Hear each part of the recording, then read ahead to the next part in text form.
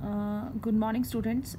आज हम अपना नया पाठ शुरू करेंगे, पाठ 11 जम्मू कश्मीर की झीलें। इसमें बच्चे जम्मू कश्मीर के बारे में बता रखा है, जम्मू कश्मीर की झीलों के बारे में बता रखा है और जम्मू कश्मीर में क्या क्या है। और हमें जैसे पता है जम्मू कश्मीर को क्या बोलते हैं, इंडिया का स्विट्ज़रलैंड है ना। कश्मीर और जम्मू बहुत ज़्यादा सुंदर है ना। तो हम इस पाठ को शुरू करते हैं। जम्मू कश्मीर राज्य प्राकृतिक सौंदर्य के लिए विश्व भर में प्रसिद्ध है। यहाँ कहीं घने घने वन हैं तो कहीं कलकल करती नदियाँ, कहीं धरती से प्रस्फुटित होते सुंदर सोते हैं तो कहीं मीठे पानी की सुंदर झीलें। तो इसमें हमें पता है कि जम्मू कश्मीर पूरे वर्ल्ड में बहुत फेमस है। किस लिए? वो इतना सुंदर है इसलिए फेमस है, ठीक है।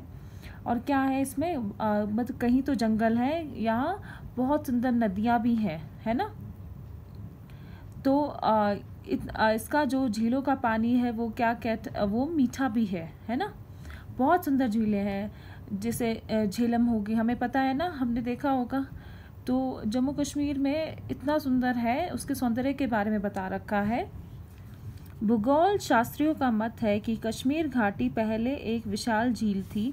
एक बार भयानक भूचाल आया जिसमें बारामुल्ला के पास पहाड़ का एक भाग टूटकर ढह गया तथा झील का पानी बह निकला। तो पहले हम अपने जैसे हम क्या कहते हैं कि हमारे शास्त्रों में क्या लिखा है कि पहले क्या था, जम्मू कश्मीर एक जो कश्मीर घाटी थी वो क्या थी, एक झील थी, ठीक है। पर एक बार जब भूकंप आता है तो उससे क्या हो जाता है, जो बारामुल्ला क्या है, बारामुल्ला एक जगह है कश्मीर में, ठीक है। तो वहाँ पे क्या होता है, एक पहाड़ टूट जाता है और वो क्या कहते हैं, जो झील का पानी है वो क्या है, बह जाता है। एक पौराणिक कथा के अनुसार इस विशाल झील का नाम सतीसर था। कश्यप ऋषि ने भगवान विष्णु से प्रार्थना की, जिसके फलस्वरूप बारामुल्ला के पास पहाड़ टूट गया। इस प्रकार झील का पानी बह गया। फिर कश्यप ऋषि ने इस घाटी को बसाया। उन्हीं के नाम पर ही इस घाटी का नाम कश्मीर पड़ा। तो पहले ऐसा बोला जाता है कि पुरानी कथाओं में ये है कि ये जो विशाल झील थी इसका नाम क्या था, सतीसर, ठीक है। तो जो कश्यप ऋषि थी उन्होंने क्या की थी, भगवान विष्णु से विनती की थी। उसी के कारण क्या हुआ था, जो बारामुल्ला के पास जो बड़ा पहाड़ था वो टूट गया था और इस झील का पानी बह गया और इसी पर इसका नाम रखा गया कश्मीर, ठीक है, कश्यप ऋषि के नाम से, ठीक है। तो इसका नाम क्या रखा गया, कश्मीर। कश्मीर में बहुत सी झीलें हैं, इनमें वुलर झील सबसे बड़ी है। यह झील भारतवर्ष में ताज़ा और मीठे पानी की सबसे बड़ी और गहरी झील है। यह झील लगभग 16 किलोमीटर लंबी और 10 किलोमीटर चौड़ी है। तो हमें पता है ना सबसे बड़ी झील कौन सी है, वुलर। तो ये कितनी बड़ी है, 16 किलोमीटर लंबी है और 10 किलोमीटर चौड़ी है। इसका पानी बहुत मीठा है और ये बहुत गहरी भी है। यह झील श्रीनगर से 75 किलोमीटर की दूरी पर बाडीपुर और सोपुर के मध्य में स्थित है। वुलर झील में वितस्ता नदी दक्षिण पूर्व से प्रवेश करती है और पश्चिम से निकलती है। तो इसमें जो ये कहाँ है, ये सोपुर एक जगह है कश्मीर में, उसके पास है, ठीक है। और ये कितने, श्रीनगर से कितनी दूर है, 75 किलोमीटर दूर है, ओके। वुलर झील में हाँ, और ये क्या है, जो वुलर झील है वो झेलम नदी है उसके दक्षिण से प्रवेश करती है और पश्चिम से निकलती है। इसमें बड़ी मात्रा में भिन्न भिन्न प्रकार की मछलियाँ पाई जाती हैं, जो कि हजारों मछुआरों की आजीविका का साधन है। इससे भी झील में किनारे सिंघाड़े और नंदरू की खेती की जाती है, ठीक है। तो इससे क्या है, इस झील में क्या करते हैं, इस झील में बहुत सारी मछलियाँ हैं और जो मछुआरे हैं इनके जो जीवन इनसे वो क्या करते हैं, उनकी जो रोटी है, जैसे उनका जीवन क्या है, इसी के ऊपर है कि वो मछलियाँ पकड़ते हैं फिर उन्हें बेचते हैं, है ना। तो उनकी रोजी रोटी इसी पर है, ओके। और इसमें क्या है, सिंघाड़े और क्या कमलनाल की खेती भी की जाती है। इससे भी हजारों लोगों की रोजी रोटी उपलब्ध होती है। वुलर झील को देखने तथा इनमें नौका विहार के लिए हर वर्ष हजारों पर्यटक आते हैं। तो क्या है, बहुत सारे लोगों की रोजी रोटी इसी पर है, क्योंकि टूरिस्ट बहुत ज़्यादा आते हैं वहाँ पर ना। क्या करते हैं वो वहाँ पे बोटिंग करते हैं, तो इससे क्या है, उनकी रोजी रोटी, बहुत सारे हजारों लोगों की रोजी रोटी उसके ऊपर निर्भर करती है, वुलर लेक पे। वुलर की तरह डल झील भी एक प्रसिद्ध झील है। यह झील श्रीनगर में है। जो वुलर की तरह एक और झील है, उसे क्या बोलते हैं, डल लेक, है ना। इसके बारे में आपने सुना होगा ना। यहाँ पे भी क्या होता है, ये कहाँ है, श्रीनगर में है, प्रॉपर श्रीनगर में है। इसकी लंबाई लगभग 8 किलोमीटर और चौड़ाई 6 किलोमीटर, और ये कितनी है, 8 किलोमीटर लंबी है और 6 किलोमीटर चौड़ी है। नगीन झील भी इसी का एक भाग है। इसके किनारे चश्मा शाही, निशात, शालीमार आदि प्रसिद्ध मुगल बाग स्थित हैं। तो इसके आसपास क्या है, इसके आसपास तो वो जो फेमस बाग है, जैसे शालीमार बाग हो गया, निशात बाग हो गए, तो ये इसके पास में ही है। झील में कहीं तो पर्यटक शिकारों में सैर का आनंद लेते हैं। शिकारों में तो जो वहाँ के पर्यटक होते हैं, वहाँ जो बोटिंग जैसे हम बोलते हैं, वो वहाँ पे एक शिकारों बोलते हैं, शिकार बोलते हैं, ठीक है। तो उसमें वो क्या करते हैं, उसमें वो झील का आनंद लेते हैं और उसकी सुंदरता का। और वहाँ पे क्या है, तो कहीं हाउस बोट में रहने का अद्भुत अनुभव प्राप्त करते हैं। तो वहाँ पे हाउस बोट्स भी हैं, वहाँ पर वो लोग रहते हैं और वहाँ का आनंद प्राप्त करते हैं। कहीं मोटर नौकाएं, कहीं तैरते खेत और कहीं फल फूलों व सब्जियों से लदे शिकारे देखकर मन झूम उठता है। तो वहाँ पर क्या करते हैं, वहाँ के लोग क्या करते हैं, जो शिकारा में अपनी बैठ के वहाँ पे फल सब्जियाँ भी बेचते हैं। हमने देखा होगा ना, जैसे डल लेक पे हम देखते हैं कि डल लेक पे हम जब जाते हैं तो वहाँ पे बहुत सारी हैं शिकारे ना, तो वहाँ पे हम जाएंगे तो वहाँ पे हाउस बोट्स वगैरह भी हैं।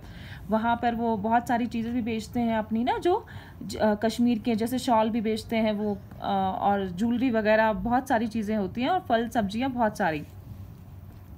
इस झील में 2 द्वीप हैं, 2 टापू। इस झील में कितने टापू हैं, 2 हैं। एक है रोपलाक और दूसरा है स्वानलाक, ठीक है, नामों से जाना जाता है, ठीक है, ये 2 नाम है। रोपलाक अब 4 चिनारी नाम से भी प्रसिद्ध है। तो जो रोपलोक है वो किससे, 4 चिनारी से भी प्रसिद्ध है। इन द्वीपों से अतिरिक्त डल झील में एक कृत्रिम टापू उद्यान भी है, जो नेहरू पार्क कहलाता है। यह डल झील की सुंदरता में 4 चांद लगा देता है। जो डल झील है उसमें एक नेहरू नाम से एक पार्क भी है, और वो इसकी सुंदरता को और बढ़ाता है। कश्मीर घाटी में इन 2 बड़ी झीलों से अतिरिक्त कई और झीलें भी हैं। तो कश्मीर में वुलर और झेलम के अलावा और भी झीलें हैं।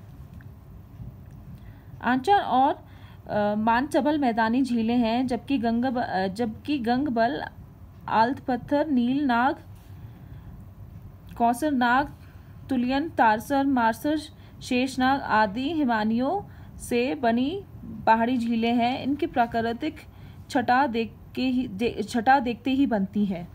तो खाली ये नहीं, और भी झीलें हैं जिनके नाम इसमें बताए गए हैं, और ये भी बहुत सुंदर हैं। अमरनाथ के रास्ते में शेषनाग नामक सुंदर झील है।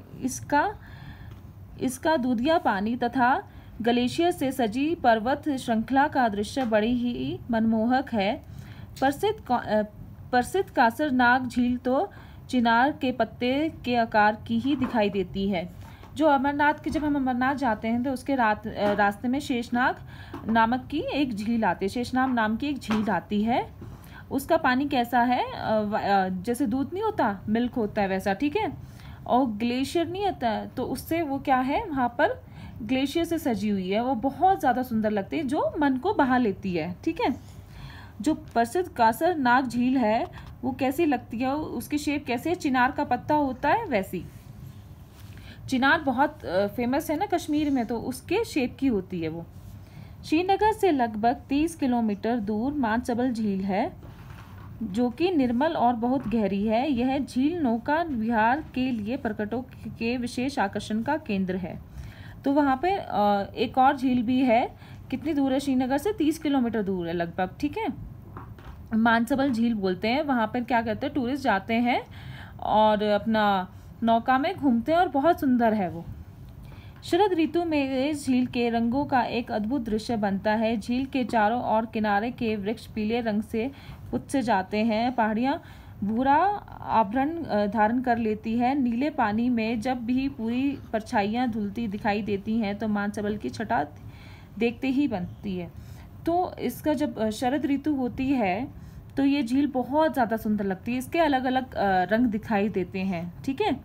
झील के चारों तरफ क्या है, जो वृक्ष हैं वो पीले रंग के हो जाते हैं, ठीक है, और जो पहाड़ियाँ हैं भूरे रंग की। तो नीले पानी में जब वो भूरे रंग की जब परछाई दिखती है तो वो बहुत सुंदर लगती है। जम्मू कश्मीर के लद्दाख क्षेत्र में भी कई बड़ी बड़ी झीलें हैं। तो जम्मू कश्मीर में जो लद्दाख का क्षेत्र है उसमें भी बहुत सुंदर झीलें हैं।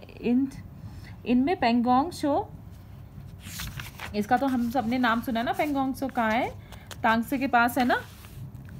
छोमारी, छोका, यई छो, आमतीला छा प्रमुख है, ठीक है। तो ये सब झीलें क्या हैं, यहीं पर है लद्दाख में, है ना। तो हमने इसके बारे में तो सुना है ना, पेंगोंग भी कितना फेमस है, बहुत सुंदर झील है ना वो। इनमें अधिकतर झीलें नमकीन पानी वाली हैं, ठीक है। और ये कैसी है, इनका पानी कैसा है, जैसे और उसका वेल्लोर लेक का कैसा था, मीठा था, तो इसका कैसा है, नमकीन है। पेंगोंग त्सो झील इतनी विशाल है कि यह एक छोटे समुद्र का आभास देती है। तो वो इतनी बड़ी है ये पेंगोंग लेक कि वो कैसा लगता है जैसे एक छोटा सा समुद्र हो, बहुत लंबी, बहुत सुंदर है, बहुत बड़ी है।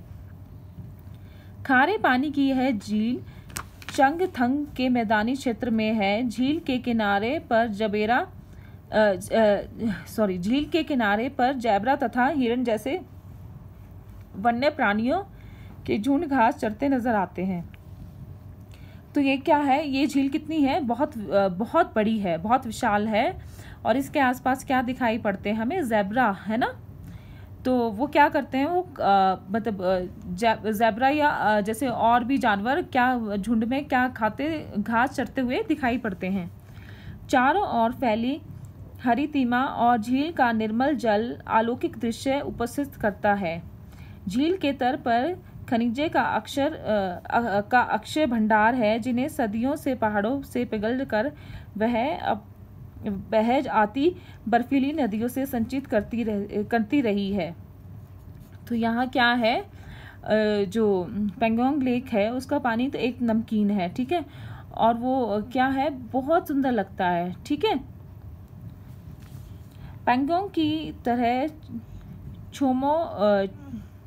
छोमोरी और यई छो नामक झीलों के तल पर भी खनिजों के विशाल संचय मौजूद है।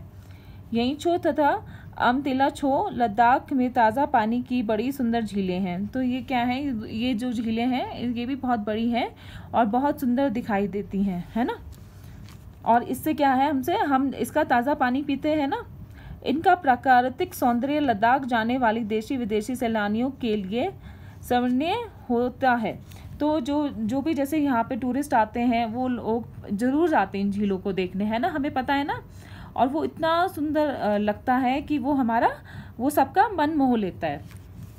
जम्मू कश्मीर राज्य का जम्मू क्षेत्र मुख्यतः पहाड़ी है, इसलिए यहाँ की सभी झीलें पहाड़ी झीलों के वर्ग में रखी जा सकती हैं। ये है मानसर, सुरुसर, सनासर, कैलाश आदि, ठीक है। जो जम्मू कश्मीर का एरिया वो कैसा है, पूरा पहाड़ी एरिया है ना। तो यहाँ की जो सभी झीलें हैं तो उस पहाड़ी वर्ग में रखी जाती हैं, है ना। तो आज हम बच्चे इतना ही करेंगे। नेक्स्ट चैप्टर हम मतलब नेक्स्ट वाला हम उसमें नेक्स्ट क्लास में पढ़ेंगे। Okay, thank you.